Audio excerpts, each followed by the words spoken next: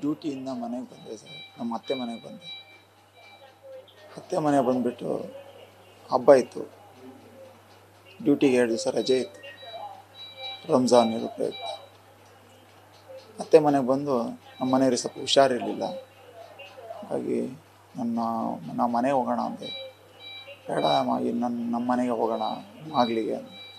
ಸರಿ ಆಯಿತು ಅಂತ ಹೇಳಿದೆ. ಬಿಟ್ಟು ಹಬ್ಬ ಮುಗಿಸಿ ಒಂದು ದಿವಸ ಇದ್ದು ನೆನ್ನೆ ನಾನು ಊರಿಗೆ ಮತ್ತೆ ಉಜ್ಜಿನಿಗೆ ಹೋದೆ. ಆಮೇಲೆ ಮತ್ತೆ ಫೋನ್ ಮಾಡಿದ್ಲು ನಿನ್ನೆ, ಇವತ್ತು ಬೆಳಿಗ್ಗೆ ಬನ್ನಿ ದೇವಸ್ಥಾನದಲ್ಲಿ ಪೂಜೆ ಇದೆ, ಫಂಕ್ಷನ್ ಹೋಗಿ ಬರೋಣ, ಪೂಜೆ ಮುಗಿಸ್ಕೊಂಡು ಊಟ ಮುಗಿಸ್ಕೊಂಡು ಬರೋಣ. ಸರಿ ಅಂತೇಳಿ ಒಂದು ಸ್ಯಾರಿ ತಗೊಬನ್ನಿ ಬರುವಾಗ ಡ್ರೆಸ್ ಮಾತ್ರ ಇರೋದು. ಮನೆಗೆ ಹೋಗಿ ಒಂದು ಸ್ಯಾರಿ ತಗೊಂಡು ಅಲ್ಲಿಂದ ಸೀದಾ ನಮ್ಮ ಅತ್ತೆ ಮನೆಗೆ ಬಂದೆ ಕಾರ್ ತಗೊಂಡು. ಅಲ್ಲಿಂದ ಕಾರಲ್ಲಿ ನಮ್ಮ ಅತ್ತೆ ನಮ್ಮ ಮನೆಯವರು ಹೊರಟಿದ್ರು. ಸೀದಾ ಕರ್ಕೊಂಡು ದೇವಸ್ಥಾನಕ್ಕೆ ಹೋದೆ. ದೇವಸ್ಥಾನದಲ್ಲಿ ಹಬ್ಬ ಇತ್ತು, ಅದನ್ನು ಮುಗಿಸ್ಕೊಂಡು ಹಬ್ಬ ಊಟ ಎಲ್ಲ ಆಯಿತು.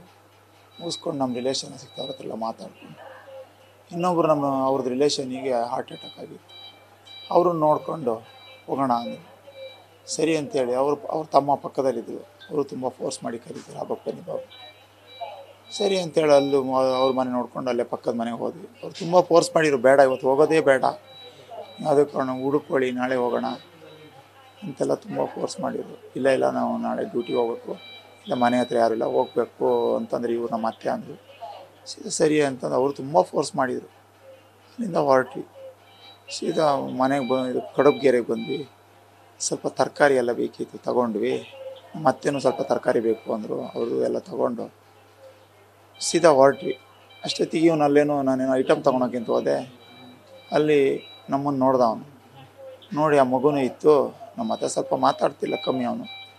ಮಗು ಮಾತಾಡ್ತು, ಬಾರೆ ಬಾಬು ಅಂತ ಮಾತಾಡಿಸ್ದೆ. ಅವಳು ಸರಿ ಮಾತಾಡಲಿಲ್ಲ. ಸೀದಾ ಬೈಕಲ್ಲಿ ಅವನ ಪಾಡಿಗೆ ಅವನು ಹೋದ. ನಮ್ಮ ಅತ್ತೆ ನಮ್ಮ ಮನೆಯವರೆಲ್ಲ ಕಾರಲ್ಲಿ ಕೂತಿದ್ರು. ಸೀದಾ ನಾನು ಅತ್ತೆ ಮನೆ ಕಡೆ ಮಾಗಲ ಕಡೆ ಹೊರಟೆ. ಪೂರ್ಣಪ್ರಜ್ಞೆ ಸ್ಕೂಲ್ ಎದುರುಗಡೆ ಅವನ ಪಾಡಿಗೆ ಅವನಲ್ಲಿ ಡ್ಯೂಟಿ ಮಾಡ್ತಾಯಿದ್ದ. ಮಗು ಕರ್ಕೊಂಡು ಅಲ್ಲಿಗೆ ಹೋದ. ಸೀದಾ ಹೋದ್ವಿ. ಕಾರ್ ನಿಲ್ಲಿಸಿ ಒಂಥರ ಬಿಸಿಲಲ್ಲಿ ಸುಸ್ತಾದಂಗೆ ಆಯಿತು. ಎಲ್ಲ ಕೈಕಾಲು ಮುಖ ತೊಳೆದ್ವಿ. ನಮ್ಮ ಮನೆಯವರಿಗೆ ಯಾಕೋ ಒಂಥರ ವಾಮಿಟ್ ಬಂದಂಗೆ ಆಗುತ್ತೆ, ಬಿಸಿಲಲ್ಲಿ ನಿಂತಿದ್ದಕ್ಕೆ ಒಂಥರ ಪಿತ್ತ ಟೈಪ್ ಆಗಿದೆ, ಸುಸ್ತಾಗತ್ತೆ ನನಗೆ ಅಂತಂದು ಸ್ವಲ್ಪ ಹೊರಗಡೆ ಕೂತು. ಅಲ್ಲಿಂದ ಸೀದಾ ಒಳಗಡೆ ಹೋಗಿ ಊಟನೂ ಮಾಡಲಿಲ್ಲ ಅವಳು, ಹಂಗೆ ಹೋಗಿ ಮಲ್ಕೊಂಡ್ಳು. ಆಮೇಲೆ ನಮ್ಮ ಅತ್ತೆ ನಾನು ಒಂದು ತಿಳಿ ಸಾಂಬಾರಲ್ಲಿ ಒಂದು ಸ್ವಲ್ಪ ಊಟ ಮಾಡಿದ್ವಿ. ಊಟ ಮಾಡಿ ನಾನು ಯಾಕೋ ಹೊಟ್ಟೆ ನೋವಾದಂಗೆ ಸೀದಾ ಹೋಗಿ ಮಲ್ಕೊಂಡೆ. ಅಷ್ಟೊತ್ತಿಗೆ ನಮ್ಮ ಅತ್ತೆ ಎಲ್ಲಡಿಕೆ ಆಗ್ತಾ ಏನೋ ಕೂತಿದ್ರು. 9:15 ಅವ್ನು ಸೀದಾ ಬಂದುಬಿಟ್ಟು ಮಗು ಕರೀತು, ಮಮ್ಮಿ ಮಮ್ಮಿ ಅನ್ನೋದು. ನಮ್ಮ ಅತ್ತೆನ ಕರೆದ ತಕ್ಷಣವೇ ಇವ್ರು ಯಾಕೆ ಇಷ್ಟೊತ್ತಿ ಬಂದ, ನಾನು ಅಲ್ಲೇ ಒಂಥರ ನಿದ್ರೆ ಬರಲಿಕ್ಕೆ ಆಗ್ತಾಯಿತ್ತು. ನಮ್ಮ ಮನೆಯವ್ರು ಮಾತಾಡಲಿಲ್ಲ, ಸುಮ್ಮನೆ ಮಲಗಿದ್ರು. ಸೀದಾ ಕರೆದ ತಕ್ಷಣವೇ ಇವ್ರು ಬಾಗಿಲು ತೆಗೆದ್ರು. ಬಾಗಿಲು ತೆಗೆದ ತಕ್ಷಣವೇ ಇಷ್ಟೊತ್ತಿಗೆ ಏನಕ್ಕೆ ಬಂದೆ? ಇಲ್ಲ ರಜೆ ಇದೆ, ಹಿಂಗೆ ನಾಳೆ ಬೆಳಿಗ್ಗೆ ಬಂದಿರೋ ಆಗ್ತಿರ್ಲಿಲ್ವಾ ಅಂದರು. ಅವ್ನು ಹಂಗಿದ್ದವನು, ನನಗೆ ಕೇಳಿಸ್ತಾ ಇದೆ ಅವ್ನು ಮಾತಾಡ್ತಿರೋದು. ಇಲ್ಲ 4 ದಿವಸ ರಜೆ ಇದೆ, ಇಲ್ಲಿ ಇಟ್ಕೊಂಡಿರಿ. ಸರಿ ಆಯಿತು ಬಿಟ್ಟು ಹೋಗು ಅಂದ. ಹಂಗಂದ ತಕ್ಷಣ ಸ್ವಾತಿ ಎಲ್ಲಿ?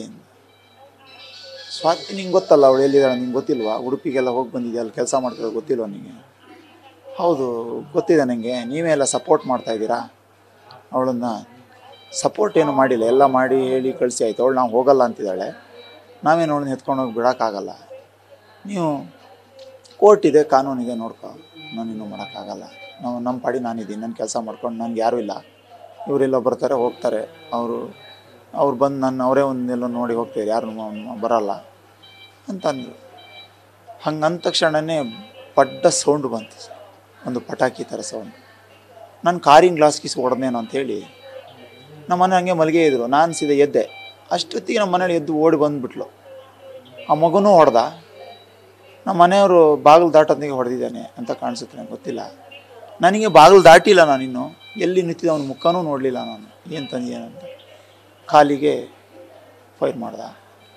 ಆ ಕಾಲನ್ನು ತಗೊಂಡೇ ನನಗೆ ತಿರುಗಾಡ್ತಾಯಿದ್ದೀನಿ, ಬ್ಲಡ್ ಎಲ್ಲ ಅವರೆಲ್ಲ ನೋಡ್ತಾಯಿದ್ದೀನಿ. ನಮ್ಮ ಮನೆಯವ್ರಿಗೆ ಬಾಯಿ ಹಿಂಗೆ ಮಾಡ್ತಾಯಿದ್ದಾಳೆ. ಎತ್ತಿಬಿಟ್ಟು ಚೆಂಬಲ್ಲಿ ನೀರಿತ್ತು ಕುಡಿಸ್ದೆ ಸರ್. ನಾನೆಲ್ಲೋ ಪಕ್ಕಕ್ಕೆಲ್ಲೋ ಬೆನ್ನಿಗೆ ಸೈಡಲ್ಲಿ ಕೈಗೋ ಕಾಲಿಗೋ ಪೆಟ್ಟಾಗಿದೆ ನೋಡ್ತೀನಿ. ಏನು ಸಿಂಧು ಸಿಂಧು ಅಂತ ಕರಿತೀನಿ, ಇಲ್ಲ ಸುದ್ದಿನೇ ಇಲ್ಲ. ಪಕ್ಕದಲ್ಲೆಲ್ಲ ಬಬ್ಬೆ ಹೊಡಿತೀನಿ, ಯಾರೂ ಬರ್ತಾ ಇಲ್ಲ. ಕೂಗ್ತಾ ಇದ್ದೀನಿ, ಅಯ್ಯೋ ಮುಗಿದೋಯ್ತು ಬನ್ನಿ ಬನ್ನಿ ಬನ್ನಿ ಅಂದರೆ ಯಾರು ಒಂದು 5-10 ನಿಮಿಷ ಯಾರೂ ಬರಲಿಲ್ಲ. ಆಮೇಲೆ ಎಲ್ಲ ಇದಾದಮೇಲೆ ಅಲ್ಲಿ ದೂರದವರೆಲ್ಲ ಬಂದರು. ಆಮೇಲೆ ಇವರು ಆಮೇಲೆಲ್ಲ ಬಂದು ಒಳಗಡೆ ನಮ್ಮ ಅತ್ತೆಯ ಮೈದನ ಹೆಂಡತಿ ಎಲ್ಲ ಸೀದಾ ಒಳಗಡೆ ಬಂದರು. ಒಳಗಡೆ ಬಂದು ನೋಡೋವಾಗ ಎಲ್ಲ ಮುಗಿದು ಹೋಗಿತ್ತು ಸರ್, ಏನೂ ಇರಲಿಲ್ಲ. ಆಮೇಲೆ ಊರಿನವರೆಲ್ಲ ಬಂದರು. ನನ್ನನ್ನು ಸೀದಾ ಕೌಶಿಕ್ ಅಂತ ನಮ್ಮ ಕಾರಲ್ಲೇ ಎತ್ಕೊಂಡು ಸೀದಾ ಬಾಳೆಹೊನ್ನೂರಿಗೆ ಕರ್ಕೊಬಂದ.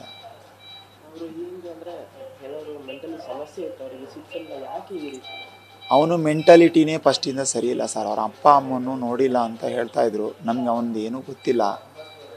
ಅವಾಗಿಂದನೂ ಸ್ವಲ್ಪ ಕಿರ್ಕವನು, ನಮ್ಮ ಅತ್ತೆಗೆಲ್ಲ ಹೊಡೆದು ತುಂಬ ಹಿಂಸೆ ಕೊಟ್ಟಿದ್ದ. ನಾವು ಬಂದಮೇಲೆ, ನಾನು ಮದುವೆ ಆದಮೇಲೆ ಸ್ವಲ್ಪ ಅದೆಲ್ಲ ಅವಾಯ್ಡ್ ಮಾಡಿದೆ. ಇಲ್ಲಿ ಬರೋದು, ಗಲಾಟೆ ಮಾಡೋದು, ಹೊಡೆದಾಡೋಕ್ಕೆಲ್ಲ ಬಿಡ್ತಿರ್ಲಿಲ್ಲ. ಯಾಕೆ ಅಂತಂದರೆ ಅವ್ರು ಇರೋದೊಬ್ಬರೇ, ನಮ್ಮ ಮಾವನೂ ಇರಲಿಲ್ಲ, ಹೆಣ್ಣೆಂಗ್ಸ್ ಒಬ್ರು ಇರೋದಲ್ಲ. ಆ ದೃಷ್ಟಿ ಇಟ್ಕೊಂಡು ನಾನು ಇವನು ಯಾವಾಗೂ ತಲೆ ಇಲ್ಲೇ ಇದ್ದ. ಅದಕ್ಕಿಂತ ಮುಂಚೆ 2 ವರ್ಷ ಇಲ್ಲೇ, ಅವನಿಗೆ ಮನೆ ಇಲ್ಲ, ಏನೂ ಇಲ್ಲ, ನೆಟ್ಟಿಗೆ ಇಲ್ಲೇ ನಮ್ಮ ಅತ್ತೆ ಮನೇಲೇ ಇದ್ದಂತೆ ನನ್ನ ಮದುವೆ ಆಗೋಕ್ಕಿಂತ ಮುಂಚೆ. ಆವಾಗಿಂದನೂ ಗಲಾಟೆ ಎಲ್ಲ ಮಾಡ್ತಾಯಿದ್ದ. ಆಮೇಲೆ ಸಂಗಮೇಶ್ವರಪೇಟೆಲೆಲ್ಲೋ ಮನೆ ಮಾಡ್ಕೊಂಡಿದ್ದ. ನಮ್ಮ ಅತ್ತೆ, ನೀನೆಲ್ಲೋ ದೂರದಲ್ಲಿ ಮನೆ ಮಾಡ್ಕೊ, ಡೈಲಿ ಹೆಂಡ್ತಿ ಹತ್ರ ಮನೆ ಹತ್ರ. ನನ್ನ ಹೆಂಡ್ತಿನೂ ಎಲ್ಲೋ ಓದ್ತಾಯಿದ್ಲು, ನರ್ಸಿಂಗ್ ಏನೋ ಮಾಡ್ತಾಯಿದ್ಲು. ಆ ಟೈಮಲ್ಲಿ ಎಲ್ಲ ಹಿಂಸೆ, ಇವನು ಗಲಾಟೆ ಮಾಡೋದು ತುಂಬ ರೋಸಿ ಹೋಗಿದ್ರು ಅವರು.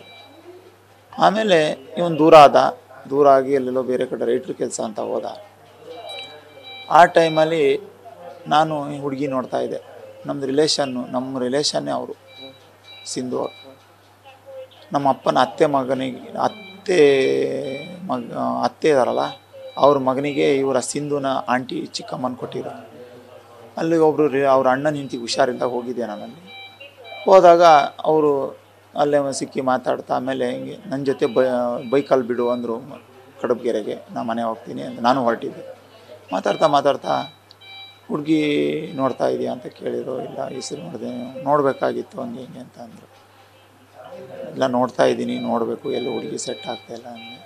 ಸರಿ, ಅಲ್ಲೆಲ್ಲೋ ಬೇರೆ ಕಡೆ ಒಂದು ಹುಡುಗಿ ಇದೆ, ಹೇಳ್ತೀನಿ, ನಮ್ಮ ಪರಿಚಯದವರೊಬ್ಬಿದ್ರೆ ಅಂತೆಲ್ಲ ಹೇಳಿದರು. ಸರಿ, ಅದಾದಮೇಲೆ ನಮ್ಮ ಪಾಟಿಗೆ ನಾನು ಸುಮ್ಮನೆ ಇದ್ದೆ. ಅದೆಲ್ಲೋ ಒಂದು ಹುಡುಗಿ ನೋಡಿದೆ, ಅದಾಗಲಿಲ್ಲ.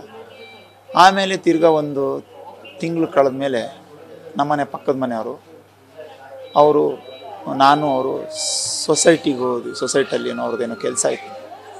ಸೊಸೈಟಿಗೆ ಹೋದಾಗ ಇವರು ಪೂರ್ಣಪ್ರಜ್ಞೆ ಎದುರುಗಡೆ ನಮ್ಮ ಮನೆಯವರು ಪೂರ್ಣಪ್ರಜ್ಞೆನ ವರ್ಕ್ ಮಾಡ್ತಾಯಿದ್ರು. ಯಾವುದೋ ಒಂದು ಹುಡುಗಿ ತೋರಿಸ್ತಾಯಿದ್ರು.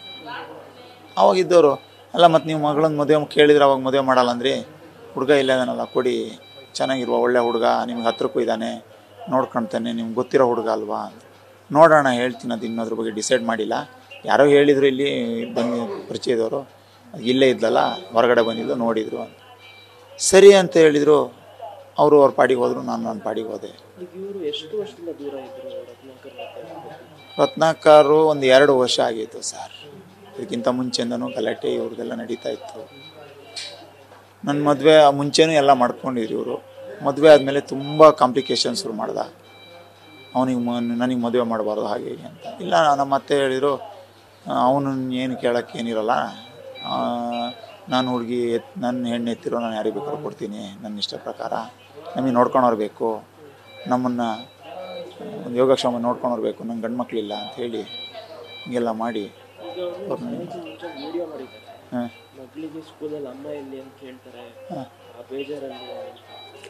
ಸರ್. ಅದಕ್ಕಿಂತ ಮುಂಚೆ ಅಮ್ಮ ಇಲ್ಲೇ ಬಿಟ್ಟಿತ್ತು, ಅಮ್ಮನ ಮನೆಯಲ್ಲೇ ಬಿಟ್ಟಿದ್ದರು. ನಾವೇ ಅದೆಲ್ಲ PGಗೆ ಬಿಟ್ಟಿದ್ರು ಬಾಳೆಹೊನ್ನೂರು. ಇಲ್ಲ, ನನಗೆ ಬೇಕು ಅಂತ ಹೇಳಿ ಅವ್ನು ನನ್ನ ಹತ್ರ ಒಂದು ದಿವಸ ನನ್ನ ಹತ್ರ ತುಂಬ ಫೋನಲ್ಲಿ ಗಲಾಟೆ ಮಾಡಿ, ನಾನಿಲ್ಲಿ ಚಿಕ್ಕಮಗಳೂರು ವರ್ಕ್ ಮಾಡ್ತೀವಿ, ಆವಾಗ ಬಂದು ನನ್ನ ಹತ್ರನೂ ಇದು ಮಾಡ್ದೆ. ಸರಿ, ನಾನು ಇವ್ರಿಗೆ ಹೇಳಿದೆ, ಕರ್ಕೊಂಡೋಗ್ಲಿ ಬಿಡಿ, ಅವ್ರ ಮಗನು ಕರ್ಕೊಂಡೋಗ್ಲಿ ಅಂತಿಲ್ಲ. ಅವಳದೇನು ಸ್ವಾತಿ ಏನು ಬರೋಲ್ವಾ ಏನು ಅಂತ ಕೇಳ್ದೆ. ಅದು ನೀನು ಅವರು ಕೂತ್ಕೊಂಡು ಮಾತಾಡ್ಕೊಳಪ್ಪ, ನನಗೆ ಸಂಬಂಧ ಇಲ್ಲ, ನನ್ನ ಜೀವನ ನನಗೆ, ನಾವು ಹೇಳಿದ ತಕ್ಷಣ ಹೋಗಲ್ಲ. ಅಕಸ್ಮಾತಲ್ಲಿ ನಾವು ಫೋರ್ಸ್ ಮಾಡಿ ಕಳ್ಸೋಕ್ಕಾಗಲ್ಲ. ನೀವು ಅಂಡರ್ಸ್ಟ್ಯಾಂಡಿಂಗ್ ಬದುಕಬೇಕು. ನಾವು ಜೀವನ ನಿಮ್ಮದು. ತುಂಬ ಸರಿ 4 ಸರಿ ಪಂಚಾಯತ್ಗೆ ಅದು ಇದೆಲ್ಲ ಆಗಿದೆ, ನಿಮಗೆ ಬಿಟ್ಟಿರೋದು ಆಯಿತಾ. ಮಗು ಕರ್ಕೊಂಡೋಗಿ ನೀನು ನೋಡ್ಕೊ, ಅವರು ಬರಲಿ ನೋಡಲಿ ಚೆನ್ನಾಗಿರಿ ಅಂತ ಹೇಳಿದ ಅಷ್ಟೇ, ಬಿಟ್ಟರೆ ಬೇರೆ ಏನು ನಾನು ಅವನಿಗೂ ನಮಗೆ ಸಂಬಂಧ ಇಲ್ಲ.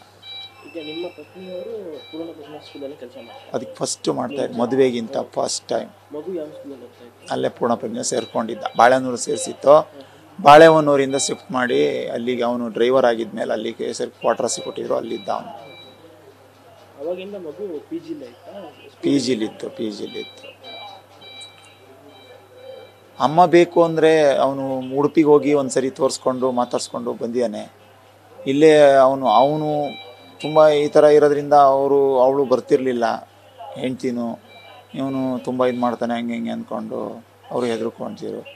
ಇಲ್ಲಿ ನಮ್ಮ ಅತ್ತೆ ಮನೆಗೆ ಬರ್ತಿದ್ಲು, ಮಗು ಬಂದಾಗ ತಂದು ಬಿಟ್ಟು ಹೋಗ್ತಿದ್ದೆ, ಎಲ್ಲ ಮಾಡ್ತಿದ್ದೆ. ಇವರು ರಜೆ ಇದ್ದರೆ ಕರ್ಕೊಬರೋದು, ಹಬ್ಬ ಇದ್ರೆಲ್ಲ ಕರ್ಕೊಬರೋದು, ಬಂದರೆ ಇಲ್ಲಿ ಗಲಾಟೆ ಮಾಡೋದು, ಎನಿ ಟೈಮ್ ತುಂಬ ಹಿಂಸೆ ಕೊಡ್ತಿದ್ದ. ನಾವೇ ಹೇಳ್ತಿದ್ದು, ಅವನು ಬಂದರೆ ಮಾತಾಡೋಕ್ಕೆ ಹೋಗ್ಬೇಡಿ, ಮಗು ಇರಲಿ, ಆಮೇಲೆ ತಗೊಂಡೋಗಿ ಬಿಡಿ ಅಷ್ಟೇ, ಮತ್ತೇನು ಮಾಡಬೇಡಿ ಅಂತ ಹೇಳ್ತಿದ್ದೆ ಅಷ್ಟೇ. ನಮ್ಮ ಮನೆಯವಳು ಅದನ್ನೇ ಹೇಳ್ತಾ ಇದ್ಲು. ಆದರೆ ನಮ್ಮ ಮನೆಯವಳನ್ನ ತೆಗೆದುಬಿಟ್ರೆ ಸಾಕು. ಒಂದು ಮಾತು ಅಂತಿರಲಿಲ್ಲ ಅವಳು ಯಾರಿಗೂ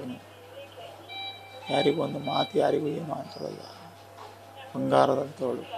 ಮದುವೆಯಾಗಿ 4 ವರ್ಷ ಹತ್ತತ್ರ ಆಗೋಕ್ಕಾಯ್ತು.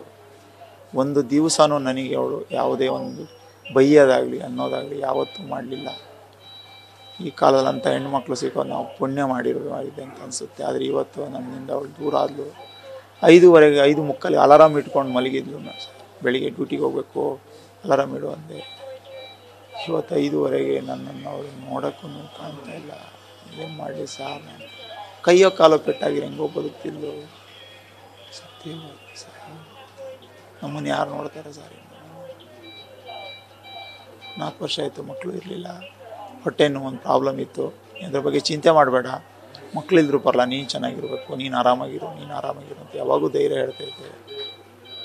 ಇವತ್ತು ನನಗೆ ಧೈರ್ಯ ಹೇಳೋರು ಯಾರಿದ್ದಾರೆ? ನ್ಯೂಸ್ ಫಸ್ಟ್, ನಿರ್ಭೀತಿಯಿಂದ ನಿಮ್ಮ ಪರವಾಗಿ.